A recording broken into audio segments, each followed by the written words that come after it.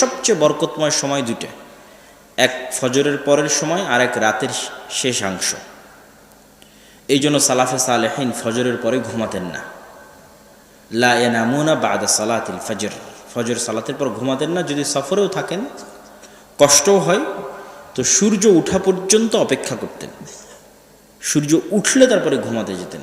কেননা আল্লাহর নবী বলছে, ইন্নাল্লাহ জাআলা লিহাদিহিল উম্মাল বারাকা ফি বুকুরিহা, আল্লাহ আমার উম্মতের জন্য বরকত রেখেছে সকালে। সকালকে কাজে লাগায় এমন কৃষক, তার ধন সম্পদে বরকত হবে। সকালকে কাজে লাগায় এমন ব্যবসায়ী, তার ধন সম্পদে বরকত হবে। সকালকে কাজে লাগায় এমন ছাত্র, তার জ্ঞানে বরকত হবে।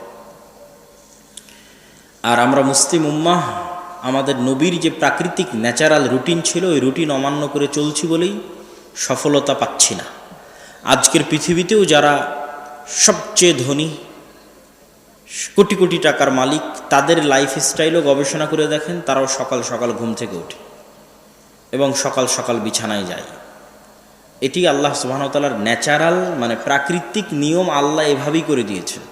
এই জন্য সকালে ফুলগুলো ফোটে, সকালে পাখিরা জেগে ওঠে, সকালে মোরগেরা জেগে ওঠে, আল্লাহর পুরো পৃথিবী সকালে জেগে ওঠে। তো আমরা যদি সকালকে ঘুমিয়ে পার করি এবং সকালকে কাজে না লাগাই, তাহলে আমরা সফলতা ধরতে পারবো না। এবং রাসূল সাল্লাল্লাহু আলাইহি ওয়াসাল্লামের রুটিন যদি ফলো না করি, রাসূলুল্লাহ সাল্লাল্লাহু আলাইহি ওয়াসাল্লামের যে সুন্নতের রুটিন ছিল।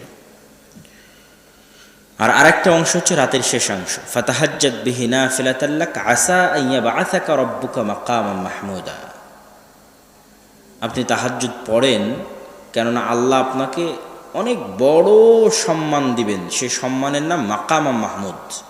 ওই সম্মান যদি পেতে চান, তো রাতে একটু হলেও সালাত আদায় করতে হবে।